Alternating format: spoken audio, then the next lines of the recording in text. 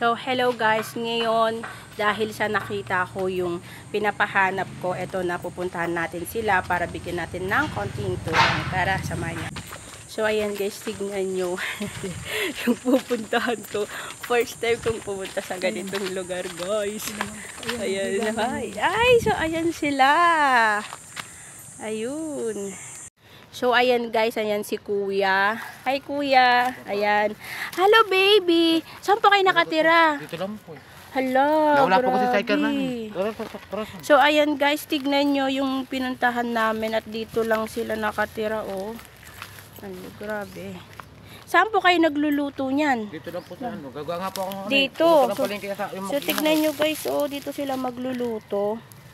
Tapos, ito yung, dito lang po kayo natutulog. Dito lang sila nahihiga. Ayan, nakikita nyo guys, dito sila nahihiga. Tapos, si baby nila, ito yung duyan. So, ayan guys, nandito na nga tayo, no. Nakita na natin sila. So, ito nga yung kalagayan nila.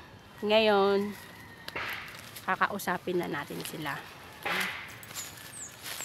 So, ate, dito kayo natutulog.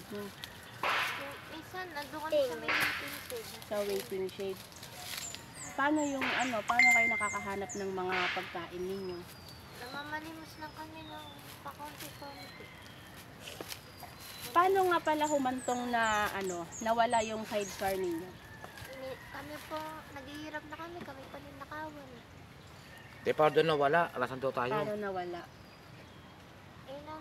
Naglaba. Naglaba kasi kami doon. Naglang Ng palaya. Oo. Kanina yung tinawagan ko. Oo. So, ayan. Dito lang. Si Rosan. Ayan yung kalagayan nila guys, no? Ayan. So, ang gagawin ko ate, isasama ko na lang kayo. Isasama ko kayo para paliguan nyo tong mga anak nyo sa mismong bahay ko. Tapos, bibihisan natin sila. And then, pagkatas mabihisan, isasama ko kayo, bibilhan ko kayo ng mga gamit ninyo. Okay? Mga pagkain ninyo, groceries ninyo. Ayan. Gusto nyong manawagan para at least mas maraming maano sa inyo. sana may tumulong sa amin. Nabigyan kami na sidecar. So, ayun. Kailangan daw nila guys ng sidecar panghanap buhay. Kasi tignan nyo guys, yung mga nila, mga bata, nakakaawa. Ngayon wala silang tulugan. Kaya ang gagawin ko na lang siguro, bibili muna ako ng temporary tent na pwede nilang matulugan para at least may cover yun. May cover yun at hindi lalamukin ng mga bata. Ayan. So tignan nyo sa lahat. Si Rosan. Bigyan sana kami ng Pero mga konting hanap buhay. Tapos, Kuya, paano nga pala humantong yung buhay nyo na dito na lang kayo natutulog? Hindi, nung lockdown kasi. Nung lockdown? Ngayon lockdown, kaya wala nga kami na nakasama ko. Pero buti kuya, kahit na naghiwalay kayo ng asawa mo, sinama mo yung dalawang anak mo sa'yo. Isa kasi ikaw na unahan eh. Hindi, at least sinama mo sa'yo. Nasa puder mo yung dalawang anak mo. Hindi mo sila iniwan, no? So, ayan guys. Dahil nga walang tubig dito at hindi pa nga sila kumain, ngayon, yung mga bata, iuuwi ko muna para paliguan sa bahay. Ayan, para at least makabihis sila. So, ayan, abangan ninyo guys yung, yung pupuntahan namin at maibibigay nating tulong sa kanila. At sa lahat ng gustong tumulong sa kanila guys, pwede nyo silang puntahan dito sa may Pande, Bulacan. Dito nyo po mahahanapan sila saan to kuya? Matchas. Sa Matchas, Pande, Bulacan po. Ayan. Minarapat ko na ngang dalhin sila sa Novo para at least makita nila kung ano yung mga kailangan nila at ano pa ang mga bibilhin natin para sa kanila. Naisip ko ngang bumili na lang ng ganito butane para at least kung gagamitin nila, pwede nilang dalhin kahit saan man sila magpunta. Kasi kung bibili ako ng mga malalaki, baka ito ay mawala na naman at pag-interesan na naman. Alam nyo, sa totoo lang guys, ito yung sinasabi ko sa inyo na dapat hindi natin husgahan sila.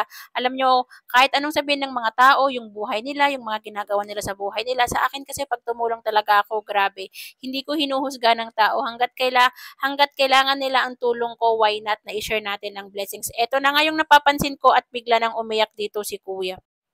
Dahil ayaw ko ngang umiyak sa camera, pinapatigil ko siyang umiyak. Alam ko naman, sabi niya sa akin na first time daw niya na may tumulong. Buong buhay daw niya, ngayon lang daw siya nakaranas ng tulong ng ganito. So, hindi niya daw lubos sa kalain na magbabiral sila at may tutulong sa kanila.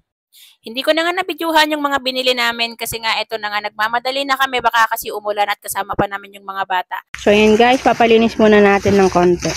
Yan, para maganda yung lagayan ng tent nila. Ayan.